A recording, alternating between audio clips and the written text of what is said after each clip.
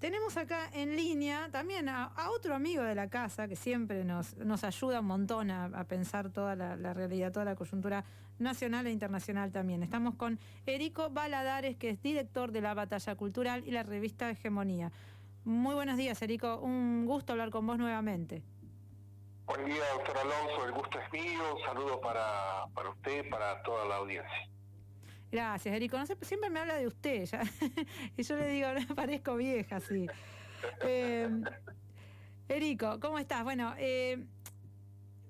vamos a esto que me parece importante porque lo veniste tratando toda la semana en La Batalla Cultural, acerca de la sobreideologización, de ciertos temas que no son importantes para el pueblo, pero sí generan grandes controversias ideológicas. Y justo pasa esto, estamos hablando de este tema, este debate del lenguaje inclusivo, que pareciera que encaja justo.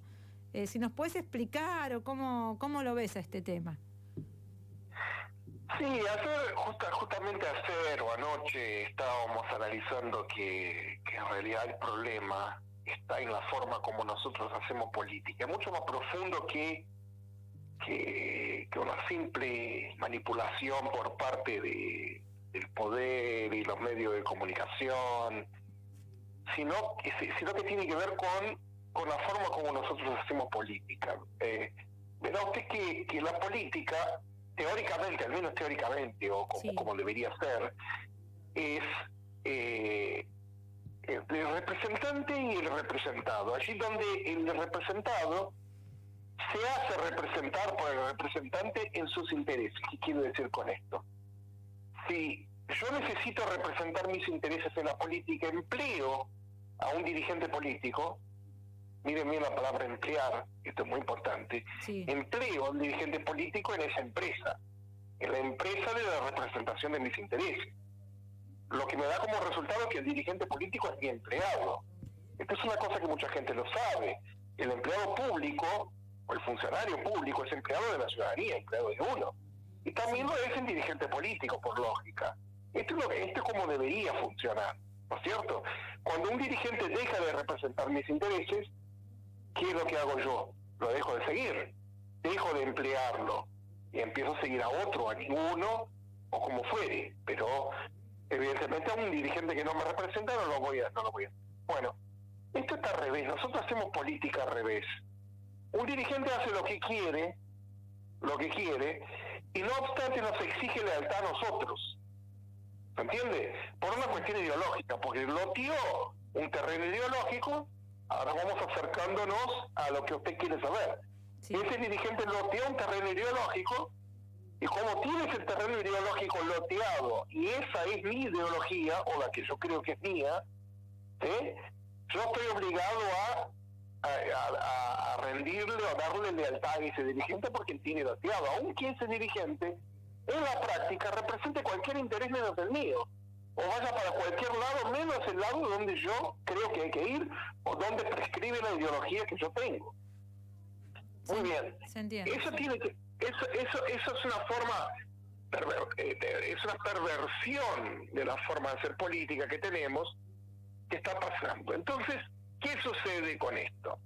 Sucede que alrededor de estas nimiedades, vamos a decir así, ¿no? Como puede ser el tema del lenguaje sexista, que estuvo 24 horas en la agenda, o más de 24 horas en la agenda, no se hablaba de otra cosa en los medios, y que todos los dirigentes políticos se subieron, ¿no? Al tema, en un país que está prendido fuego, digámoslo. Ahí los últimos días de la semana empezó la corrida contra los bonos argentinos, empezó a trepar el dólar. La semana que viene va a haber agitación en el mercado financiero, y eso se traduce en más agitación para la gente, ¿no? Ya es una situación muy complicada. Y estos muchachos están con discusiones bizantinas, ¿no? Los bizantinos, sabemos que son los bizantinos que discutían el sexo de los ángeles mientras los otomanos estaban en las puertas de la ciudad, ¿no? Entonces, discusiones bizantinas mientras el país se prende fuego. Bueno, ¿por qué ellos hacen eso? ¿Por qué los dirigentes hacen eso? justamente por el loteo de la ideología. Están todos loteando un terreno ideológico que representa la opinión de un montón de gente sobre un determinado asunto. ¿Se entiende lo que quiero decir? Todo pasa por acá. El cuidado de la gente electoral. Es magia electoral. Buen día, no sé quién me habló. Pablo me llamo. Perdón, no los presenté. Me da la sensación que es el cuidado de ese caudal político que cada uno, digamos, al trastocar la política, como decís, me parece que es el cuidado de eso que tiene en base a discusiones bizantinas. Sí, piénselo, Pablo, piénselo como si fuera esa quintita electoral que usted dice, ¿eh? Sí. Piénselo como un loteo de un terreno ideológico, es decir, o un loteo, vamos a ponerlo, sí. Claro, vamos a ponerlo en términos bien concretos. Yo, por ejemplo, creo que el lenguaje sexista que llaman inclusivo, creo que es una cosa útil, ¿no es cierto? Sí. Es una hipótesis, yo no estoy diciendo que es así. Y bueno, vamos a suponer que yo pienso así. Y entonces, al salir un Rodríguez Larreta a prohibir eso en las escuelas, el dirigente que se pare de mano en contra de Rodríguez Larreta está loteando ese terreno ideológico. Exacto. Claro. Por lo tanto, yo le debo lealtad a ese dirigente.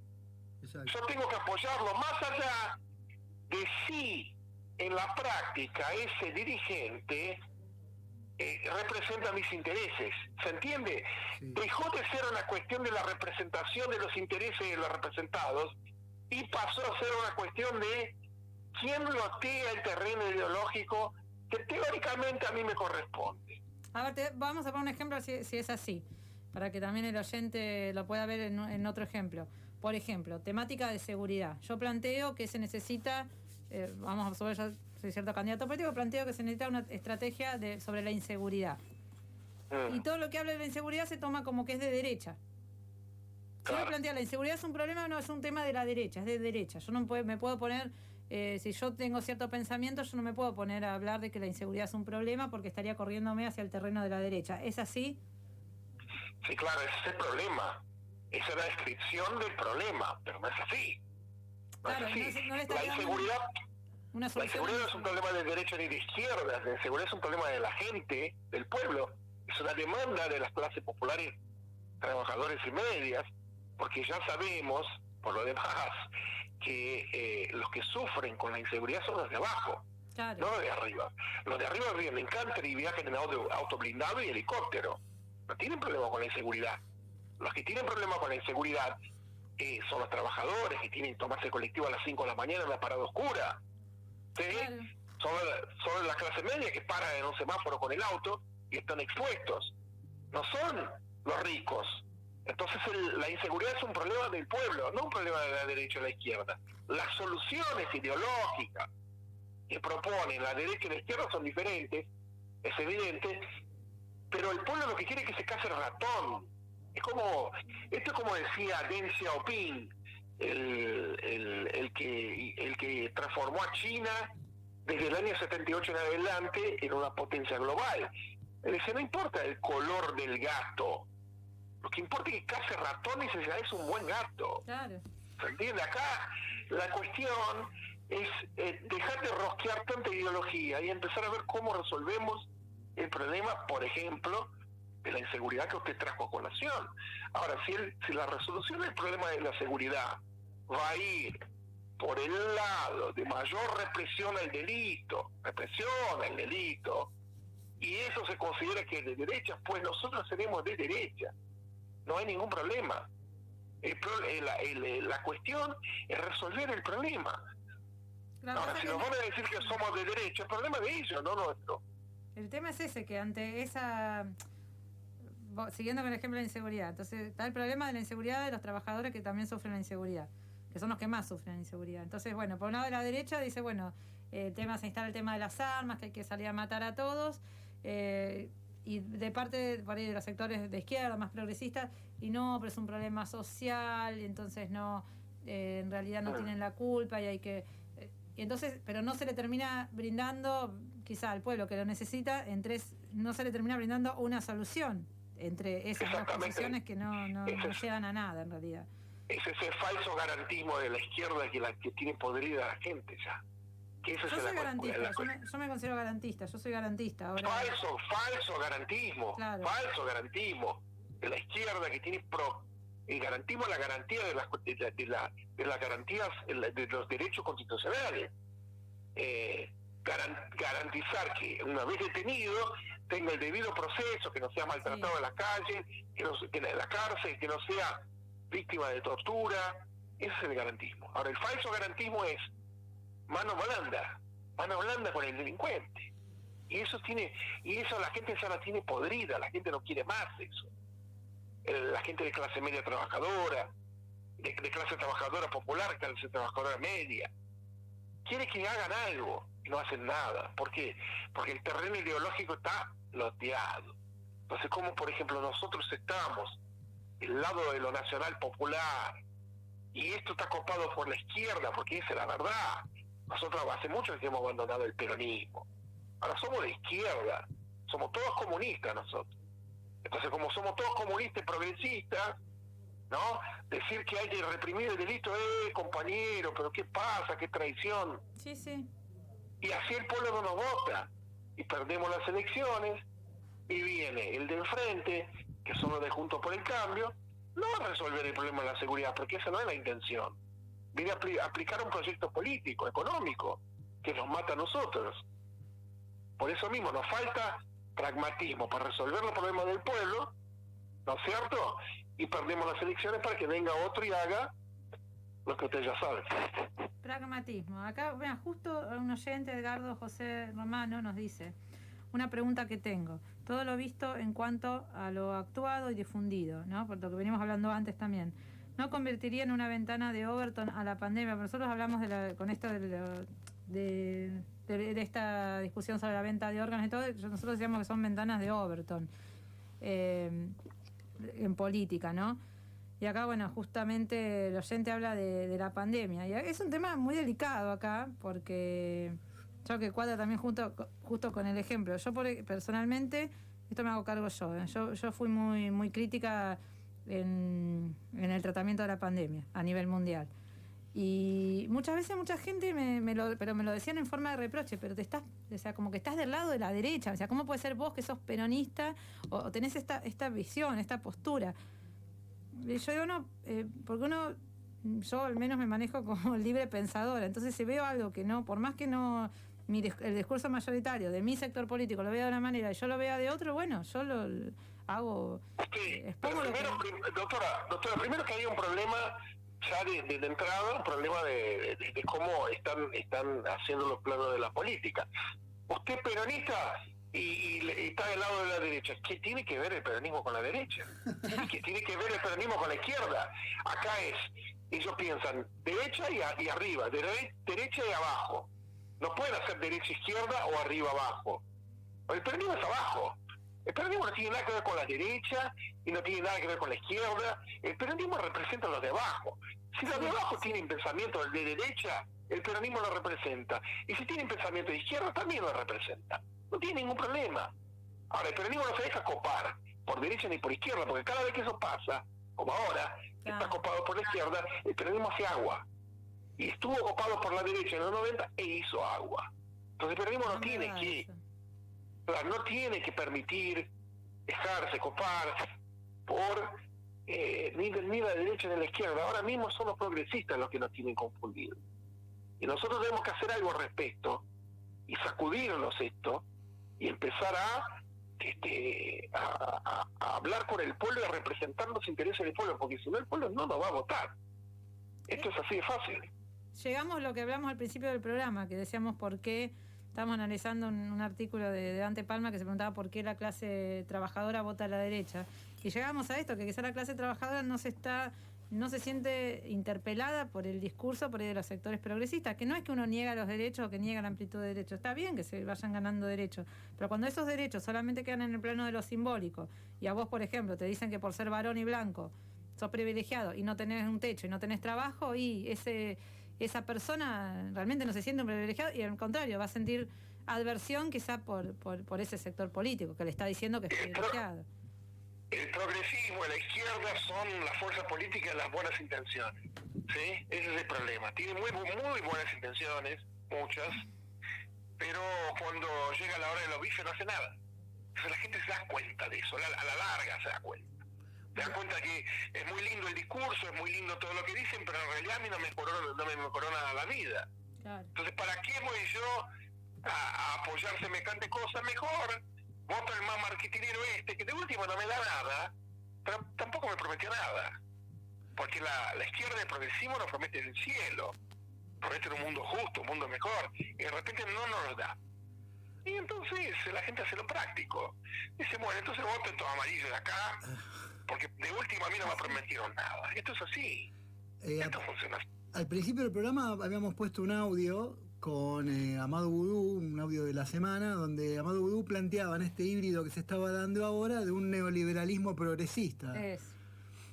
Claro. Como que se terminaba en este híbrido, ¿no? Y en realidad lo que estamos viviendo hoy por hoy es esto, a raíz del tema culfas y todo este tipo de cosas y la indignación por cosas que no le solucionan los problemas a la gente, o por ahí sí a un sector, pero no el problema de fondo que sería económico, social o lo que fuere, ¿no? Claro, el neoliberalismo profundamente progresista, le conviene mucho ser progresista. Exacto. Porque desvía la discusión del plano económico al plano de lo simbólico. Exacto. A las corporaciones, hoy las corporaciones están todas plegadas con la agenda de LGBT no sé cuánto. LGTBIQ+. Están todas, claro, están todas plegadas con la agenda de aborto, con la agenda de feminismo, con la agenda con la agenda del calentamiento global, con la agenda de todo lo que es progresismo, para que la gente no discuta cómo se va a repartir, cómo se va a cortar el bacalao en el mundo, quién se va a quedar con la riqueza. Eso es lo que no se discute. Vos habías escrito también al principio de semana un artículo donde ponías una foto del ambientalismo, si no me equivoco, ¿de dónde era? Era de un intendente... No, era de Martiniano Molina en Quilmes. Sí. Que él escribió un libro que estaba presentando y hablaba de justicia social junto a Rodríguez Larreta, que es el gran neoliberal progresista, es este mismo. Hablaba de la justicia social y de alguna manera iba diciendo que la justicia social es el ambientalismo. Ahora, sí, claro, la gente que no come todos los días, es muy lindo el ambientalismo y hay que tener perspectiva ambiental. No digo que no, obviamente hay que cuidar el medio ambiente, pero eso no es justicia social. La justicia social es otra cosa. Si yo voy haciendo la doble hermenéutica de qué es la justicia social y la voy transformando en ambientalismo, las próximas generaciones van a entender que la justicia social es cuidar las plantas. Exacto. Y no la gente. Y muchos dicen, no, eso no pasa, es imposible hacer esa. No, esto es algo que se hace. Por ejemplo, el feminismo, si uno tomara una feminista de los años 70, de aquella ola del feminismo, y le mostrara hoy lo que es el feminismo, se espantaría. Porque el feminismo hoy es la defensa de los varones, en muchos casos. Porque defiende a los que son transexuales, a todo, y muchas veces no a las mujeres. Y el feminismo, su sentido original era la defensa de las mujeres, y de repente fueron haciendo una doble hermenéutica, y terminó siendo una izquierda, ¿se entiende? Y fue cambiando, y las cosas cambian, y ahora van a cambiar el concepto de justicia social, en vez de cuidar a la gente, que cuidar las plantas. Sí, no, lo que pasa con el feminismo ahora... Era un ejemplo igual, era un ejemplo igual. Sí, bueno, pero también entra en esto, por ejemplo, cuando se habla... Nosotros tocamos mucho el tema de los linchamientos, de las... El otro día una periodista muy reconocida hablaba de la inversión de la carga de la prueba, que si a vos un varón, por ejemplo, lo denuncian por violento, por abusador, tendría que él probar su inocencia. O sea, son cosas que uno dice... ¿Hasta dónde podemos...? Esto también a la sociedad no le parece tolerable, ¿no? Y tenemos que ver un poco de dónde... ¿Por qué llegan estos pensamientos? ¿De dónde? Me parece que ahí está el punto de lo difícil. Uno habla de la Agenda 2030, ¿no? ¿Quién planifica estas cosas? Sí, es de arriba, pero yo voy a a las consecuencias más palpables y más puntuales del asunto, y es que el feminismo en sus orígenes defendía a las mujeres frente a la, digamos, la supremacía masculina, vamos a decir así, ¿no? Ujú. Para decirlo mal y pronto. Yo le voy a contar un chisme en un organismo del Estado, que no voy a decir cuál es. Hay ahora en el Estado provincial, en el nacional también, hay una cuestión de cupos trans, es decir, Sí. El 1% de todos los empleados de un organismo tienen que ser transexuales. Sí. Ahora, para ser transexual uno lo único que tiene que hacer es percibirse transexual, ¿se entiende? No es que uno tiene que dar una prueba o mostrar algún documento para decir, bueno, soy transexual. Uno puede ir yo, por ejemplo, decir soy transexual y estoy aplicando para este cupo, ¿no es cierto? Uno puede hacer eso, es legal, porque se trata de autopercepción. Muy bien. A un cupo trans en determinado organismo de la provincia aplicó una mujer, no trans, una mujer. Sí, sí. La mujer, aplicó y se quedó con el lugar, se quedó con el puesto. Sí. Y la comisión de género de ese organismo, que son todos feministas, la hicieron echar a esa mujer, porque no puede ser una mujer, tiene que ser un varón. ¿Usted Sí. me entiende lo que le estoy diciendo? Sí, sí. O sea, evidentemente fue una avivada esa mujer, aprovechó de un vacío legal y se metió ahí. Bueno, hay casos Ahora, también de hombres que han... Eduarda, o sea, hay varios... Hay un par de casos que se han cambiado el documento todo para tener por ahí... era, por ejemplo, un hombre para poder ver... porque decía que en la justicia el varón se lo discriminaba, entonces termina cambiándose el DNI para poder tener un régimen de comunicación con los hijos. O sea... Sí, hay muchos de estos vacíos legales, Sí, yo sé. hay vacíos Pero legales. digo, en este caso específico, lo que pasó acá, que es interesante desde mi punto de vista, es que el feminismo hizo perjudicar a una mujer. Claro, termina expulsando no, a una mujer. Sí, claro, sí. porque tenía que favorecer a un hombre, a un varón.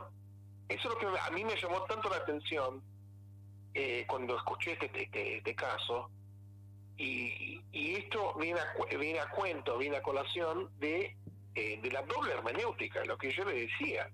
Una cosa significa algo hoy, y yo le cambio el sentido, y mañana significa otra cosa totalmente distinta. La justicia social, tal como la entendemos, que cuidar a la gente, es decir, Sí. hacer justicia económicamente hablando, socialmente hablando, mañana puede ser cuidar a las plantas. Eso es lo que ellos están haciendo. Ellos van a decir que la justicia social es dar el DNI sin género o cuidar el medio ambiente. Va a ser todo eso menos, ¿se entiende lo que Sí, quiero menos decir? la comida, el techo, el trabajo digno. Menos la cuestión de los pesos y centavos, que es la que les interesa a ellos. Porque ese es el problema. A las grandes corporaciones lo que les interesa es una sola cosa, la cuestión de los pesos y centavos. Y eso es todo. Entonces desvían el asunto de ahí, lo mandan para cualquier otra parte y nos tienen discutiendo el lenguaje sexista en las escuelas, cuando en realidad tendríamos que estar discutiendo qué vamos a hacer con la economía de nuestro país. Tal cual. ¿Y cómo es que se deciden estas cosas? Porque uno dice los poderosos del mundo, los poderes fácticos, la hegemonía mundial. ¿A dónde se deciden estas cosas, por ejemplo? Por ejemplo, que digan, bueno, vamos a imponer, no sé, el tema del feminismo o el aborto o la cuestión de género. ¿Dónde se toman estas decisiones? Usted sabe, doctora, que estos son cuestiones de la teoría de la conspiración, ¿no? Somos conspiranoicos, por decir No, por eso, porque claramente... estoy tratando de llevarlo porque justamente nos van a decir eso. Por eso digo. Yo soy un gran conspiranoico, porque un conspiranoico es aquel individuo que no repite lo que está escrito en los medios de comunicación. Es decir, el que investiga por su cuenta, Claro. el que descubre lo que los medios no publican. Ese es un conspiranoico. Para los pacatos, los mansos, la gente más mediocre, vamos a decir así, es la que piensa que si no salió en el diario porque no existe. Claro. Y critica al otro que dice, bueno, vos estás diciendo algo que no salió en el diario, por lo tanto, lo que decís es una conspiranoia. Entonces, este tema de las élites globales es una conspiranoia, porque evidentemente las élites globales no difunden en el diario las maldades que hacen. ¿No? Dicen, no, nosotros vamos a manipular la cuestión de género, la cuestión de ambiental, vamos a manipular todas las consignas de la izquierda, ¿no? Progresista, para poder desviar a estos militantes de acá y mandarlos a pelear por lo simbólico mientras nosotros nos robamos el mundo. Es evidente que nos van a decir eso. Ejemplo, la renta básica universal. Estoy pensando en temas que van imponiendo de arriba y cómo llegan también a, no sé, que nuestras organizaciones, por ejemplo, piqueteras, estén debatiendo la renta básica universal cuando es algo que surge, por ejemplo, de Silicon Valley. Sí, un ejemplo puede ser ese, otro ejemplo. Pero los ejemplos más claros son los que no... Porque ahí en todo caso hay una cuestión económica. Sí. ¿Sí? Se ve más. No es central, es una cuestión marginal, económicamente marginal, pero sigue siendo una cuestión económica. Acá, en los ejemplos que yo estoy dando, ya no hay cuestiones económicas. O sea, son más bien volvamos al ejemplo. Son simbólicas. Volvamos al ejemplo que nos atañe, que nos ocupa ahora. Nos tienen 2 días discutiendo si en las escuelas de una ciudad de la Argentina, es una cuestión municipal además, municipal, si en las escuelas de una ciudad de la Argentina, los documentos oficiales de la escuela van a salir de una forma o de otra, con esta letrita o con esta otra letrita. Nos tienen 2 días discutiendo esto. Y mientras tanto, ¿sí? Hay unos tiburones que se están comiendo todo, económicamente hablando. ¿Se entiende? No perdamos de vista que el problema es ese, porque si no entramos a discutir justamente el problema, es decir, el problema es que entramos a discutir y nos vienen a cruzar, no, porque vos sos un machirulo, que no tenés perspectiva de género, ya está discutiendo eso. Sí. Ya estamos discutiendo lo que no queremos discutir, porque estamos discutiendo lo otro.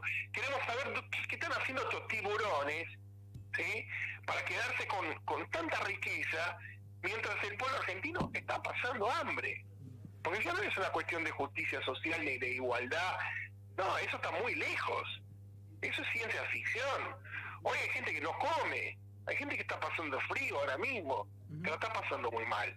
Porque hay una pobreza terrible y nadie hace nada para... En Capital, 34% de las personas pasan hambre.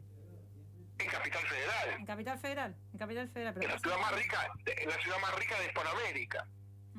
Entonces imagínense lo que está pasando en el conurbano, o en las afueras de Rosario, de Córdoba, en Concordia, Entre Ríos, que es la ciudad más pobre del país, donde hay la pobreza. ¿Qué estará pasando ahí? Bueno, nos tienen discutiendo el lenguaje sexista en las escuelas de la ciudad de Buenos Aires. Ese es el problema que no hay que perder de vista. No me vengan ellos a discutir, no, porque el género, no me interesa. Discutan esto los militantes del feminismo, que son 4, por su parte si quieren, pero no ocupen la agenda con esto. Porque si ocupan la agenda con esto, le están haciendo el caldo gordo a un poderoso que quiere que la gente esté ocupada con eso. Porque esa es una cosa adrede, este es un movimiento calculado, esta es la conspiranoia de la que hablábamos. Acá hay alguien digitando esto. A alguien le interesa que los que estamos interesados en política estemos discutiendo estas cosas y no las otras. Porque la gente es una sola y el día solo tiene 24 horas. No hay tiempo para discutir todo lo que existe. No hay. Por el contrario, el tiempo que hay, la atención del público es tan limitada que podemos discutir un tema. La política siempre es un tema central en cada momento. Si sacamos de ese tema central, sacamos de ahí la parte económica, que es la que nos está liquidando en este momento, y lo volvemos a llenar con X, con lo que sea, estamos muertos. Este es el problema. Sí, qué difícil es desarticular todo eso. Y justamente con nuestro compañero Matías hablamos de eso, que él me decía, hacer el ejercicio de preguntarle a una persona, al que no está informado, que no lee los diarios, ninguno, ni Página 12, ni Ámbito Financiero, ni Clarín, ni La Nación, o sea, que no lee ningún diario. ¿Cuáles son los temas más importantes? Y te voy a decir, la venta de órganos, el lenguaje inclusivo, y justamente terminan logrando eso. Y los politizados y los politizados también. Claro, sobre todo los politizados, porque están sobreideologizados. Entonces hoy para ser del campo nacional popular uno tiene que ser un justiciero universal. ¿Y cómo Uno salimos tiene que de pelear. eso? ¿Cómo nos salimos? No, y no lo sé, no lo sabe nadie. Porque Bueno, nos pero estamos digo, enfrentando a un poder muy superior a nosotros. por ahí nosotros de la comunicación, ¿cómo? No lo sé. No sé si podemos hacerlo. La verdad que no soy muy pesimista al respecto, no soy optimista. Yo veo que el enemigo tiene laboratorios de pensamiento, tiene mucha inversión, tiene muchos periodistas en el bolsillo, Mucho. controla todos los medios de comunicación dominantes, y hace y forma la agenda, hace la agenda, la impone.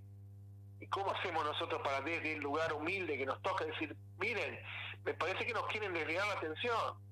Ya cuando uno dice eso, el poder ni siquiera nos tiene que reprimir, nos manda a reprimir a los que están al lado nuestro. Porque cuando decimos, che, con este asunto del lenguaje sexista nos están desviando la atención, nos corre la feminista que está al lado y dice, machirulo. No hace falta que venga el poder a reprimirnos. La represión se ejerce entre pares. Bueno, en la pandemia Ya no existe más censura. En la pandemia fue eso como, no sé cómo decir, pero un claro ejemplo fue la pandemia, el tratamiento de la pandemia. Claro, si vos tenías una opinión diferente al relato hegemónico, ya eras un conspiranoico, ultraderechista, un anticuarentena, un bebedor de lavandina. Sí, fue tremendo. Claro. Lo podíamos cuestionar en ese momento, los tejemanejes de cómo se estaba llevando a cabo la cuarentena. No podíamos cuestionar, che, ¿cómo puede ser que aparezcan estas agujas acá tan rápido, estos laboratorios tan grandes, la industria farmacéutica, el complejo industrial militar farmacéutico? Conspiranoico te gritaban. Bueno, eso pasó porque la pandemia también fue una cosa muy emocional, ¿no? Sí. Hubo gente que murió al morir, gente. Sí. Los deudos, los que quedaron profundamente impresionados, ¿no? Y no aceptan, muchas cuestiones delicadas. Claro, no aceptan cuestionamientos a algo que se llevó la vida de un pariente, por ejemplo. Entonces estamos discutiendo una cosa muy emocional. No se puede discutir, porque ese es el asunto, no se puede discutir eso. Esto pasa, estas cosas pasan, y es así, ellos arman la ingeniería, porque acá llegamos a la síntesis de todo lo que venimos diciendo.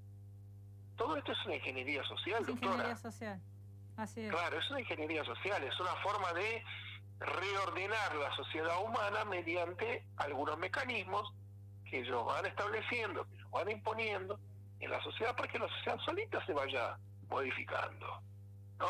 Entonces yo meto una pandemia por acá, una crisis por acá y una guerra por allá. Entonces después de todo esto es un túnel. Entro a un túnel y cuando salgo del túnel ya estoy totalmente distinto. Yo ya no soy el que era antes de entrar. Ya mis condiciones cambiaron. Al modificarse mis condiciones objetivas, cambio yo también. Y cambia la sociedad alrededor mío. Esa es la ingeniería social que hacen las élites globales, los ricos del mundo, las corporaciones, en contra de los pueblos, y que los estados no pueden evitar.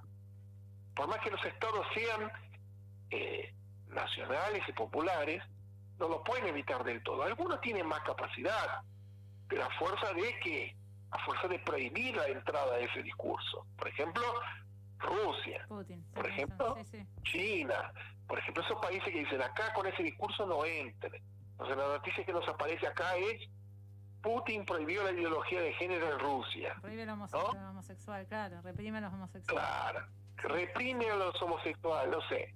Entonces acá nos llega esa noticia, nuestra opinión, que está sesgada por todo lo que nos están haciendo, es que, que machirulo, que machista, que dinosaurio. En realidad lo que él está haciendo es evitar que esos discursos globalistas entren a Rusia para desestabilizar la sociedad rusa. La ventaja que tiene él es que justamente porque ese discurso no entra, la opinión que nosotros tenemos no es la opinión de los rusos, no puede serlo. ¿Se entiende? El ruso opina muy distinto a nosotros justamente porque no tiene la colonización mental que nosotros tenemos. ¿Se entiende? Cuando la noticia que acá llega que Putin prohíbe la entrada de ideología de género en Rusia, no llega acá, allá llega de otra forma. Putin nos está cuidando del avance del globalismo. Claro. ¿Se entiende? Se entiende. Y Claro. bueno, funciona allá, acá no funciona. Yo lo que saco de positivo de todo esto, para buscarle algo positivo, es que una vez piensa que no, que estos temas no, somos nosotros, somos un par, pensamos que sí. Pero hay mucha gente, yo me doy cuenta por las repercusiones que tienen estas charlas, que a la gente le interesa, que a la gente le interesa. Acá, por ejemplo, Marian Thompson nos dice: saludos a Erico, escucharlo, leer lo que escribe es un lujo que nos damos los que menos tenemos. Osvaldo Gustavo López también está viendo por Facebook, nos dice: muy importante lo que están discutiendo. Y esto después tiene reproducciones. Yo me doy cuenta de la cantidad de reproducciones que tiene, digo, pero esto interesa, esto importa. O sea, hay necesidad de saber. Hay necesidad de ir un poco más allá. Acá hay una cosa que usted y yo estuvimos hablando en la semana, que es el asunto de la intelectualidad y cómo la intelectualidad subestima a los pueblos, ¿no? A la gente de a pie, al de a pie, al que no está politizado e ideologizado, lo subestima, piensa que es estúpido, vamos a decirlo de una forma más directa. El intelectual piensa que el pueblo es estúpido, entonces le da estupideces, porque se trata de entender eso. ¿Qué le voy a complejizar? Y no complejiza, y no es así. El pueblo no es estúpido.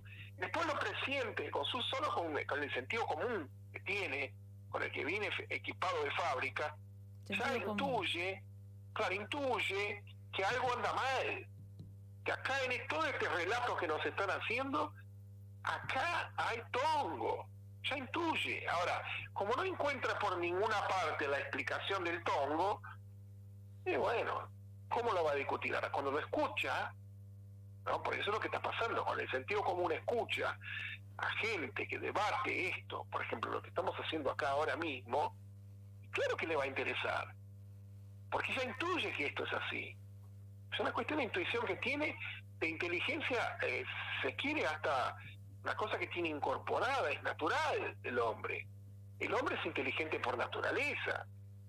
El hombre intuye las cosas porque va viendo, siente que no le cierra, siente que el relato que le están mostrando no tiene gollete, porque conoce otras cosas, hace operaciones mentales. Dice, che, esto, como usted cuando alguien le viene a decir algo y usted lo mira a esta persona y dice, esto es un bolazo. Claro, es un bolazo. Sí, Pero ¿cómo sabe usted que es un bolazo? Usted ha escuchado otras cosas, tiene experiencia vital, ha vivido, tiene experiencia de vida, le han contado otros bolazos en la vida, ha visto cosas pasar. Bueno, y formó una conciencia, un sentido común, para defenderse justamente de estos bolazos. Ahora resulta que la televisión nos cuenta bolazo tras bolazo, ¿sí? La gente se da cuenta que es todo bolazo. Pero no hay nadie, no hay una voz alternativa que dice, che, lo que dice Infobae es un bolazo. Lo que dice C5N es un bolazo. C5N es el canal más bolacero de toda la Argentina. Pero lejos, hoy, es increíble lo que se convirtió. Porque es bolazo tras bolazo. Sí, y la gente se da cuenta. Es evidente que un civil no mira ese 5N, pero ¿cómo lo va a mirar? Porque ese 5N hoy es TN en la época de Macri. Es verdad, sí, es TN en la época de Macri. Sí. Y eso no hay que hacerle al pueblo. No, porque tenemos que defenderlo. No es nuestro nada, muchachos. Nosotros no podemos, si nosotros vamos a volasear al pueblo, ¿sí? Nosotros somos iguales que ellos. Somos iguales que el macrismo. ¿Cuál es la diferencia si los dos volasean al pueblo? Con eso no estoy de acuerdo. Al pueblo hay que decirle la verdad y hay que problematizar. Hicieron una alianza contra Natura, ahora ya estamos hablando de la política local, ¿no es cierto? Sí. Hicieron una alianza contra Natura para ganar las elecciones del 2019. Se ha ganado, porque nosotros hemos militado, yo he puesto de mi bolsillo no sé cuánto dinero en gasoil con un 206, lo que no es el 206 que yo tenía, para andar por todo el país haciendo campaña, de mi bolsillo. Pues yo quería ganar. Sí. Y se ganó y lo hemos ganado en el 2019. porque había que sacarlo a Macri, lo sacamos. ¿Está bien? Perfecto, pero la alianza era contra natura. Y eso había que resolverlo en la primera semana de gobierno. Había que resolver ahí, no esperar. Bueno, resolvieron esperar. Después vino el coronavirus. Esperar más. Y se dejaron estar casi 3 meses. Ay, se escucha muy bajito. ¿Ahora me escuchan? Ahora sí. Se dejaron estar 3 años sin resolver el problema de la conformación del frente de gobierno. Y ahora lo quieren resolver y nos estalla la cara. Esto es lo que está pasando. La Argentina no tiene gobierno por eso. Porque nunca hemos resuelto el problema de haber usado a Alberto Fernández. Vamos a decir la verdad, nosotros hemos usado a Alberto Fernández para ganar las elecciones. Lo hemos usado. Y lo hemos usado a Massa también. Claro. A los dos lo hemos usado. Pero una vez usados a estos dos delincuentes, había que descartarlos. Como forros hay que descartarlos. Perdónenme la expresión, pero hay que descartarlos. No los hemos descartado, los hemos dejado ahí. Y bueno, ahora tenemos este problemita. El problemita es que no se puede resolver, pues ya está. No, esperemos que se logre resolver y generar una alternativa. Acá nos dice Osvaldo, nos está diciendo, son las 2 salas del Partido Demócrata Yanqui acá en la Argentina y tienen comprado al PJ. No, yo trato igual de ponerle optimismo y ver de qué manera podemos llegar a construir, darnos cuenta de esto, siempre preguntarnos, siempre que estas dudas que nosotros tenemos, decir, bueno, a ver, esto no me cierra, ¿por qué no me cierra? Pero bueno, sigo pensando que la salida es política y que tenemos que construir, y que si no nos gusta lo que hay, también construirlo, ¿no? Sí, pero esa construcción se da justamente tratando de llegar a la gente a la que nos cierra y tratando de dar una explicación y buscarla. Sí. La política, el reverso de la trama de la política, que la política real, de lo que nosotros no vemos, no sale en el diario, no lo muestran en televisión. Nosotros no tenemos forma de saberlo directamente. Nadie va a venir y nos va a contar a nosotros qué es lo que están haciendo en las mesas chicas de la decisión. ¿Se entiende? Eso no va a pasar. Eso se logra, la comprensión, el conocimiento de eso, se logra por el método hipotético deductivo. Uno tiene que hacer hipótesis y deducción. Si tal dirigente dice, hace tal cosa y otro tal cosa, entonces esto tiene que ser así. No queda otra. Es especular. Obvio que es especular. Pero es una especulación en un sentido de deducción. Tenemos que tratar de entender qué es lo que está pasando acá. No puede ser que buena parte del kirchnerismo todavía esté dudando respecto a si Alberto Fernández hay que cuidarlo, hay que matarlo. No entendieron nada. Erico. ¿Qué tiene que hacer Cristina Fernández? ¿Tiene que decirlo abiertamente? ¿Pero cómo va a hacer una cosa así? Erico, es muy importante lo que estás diciendo, pero sabes que se nos fue el programa, ya tenemos que entregar el programa. De todas maneras, seguimos al habla y quiero recomendar al público que están escuchando para seguir leyéndote La Batalla Cultural en las redes y que se suscriban a la revista Hegemonía, porque para mí es una fuente de estudio y de análisis.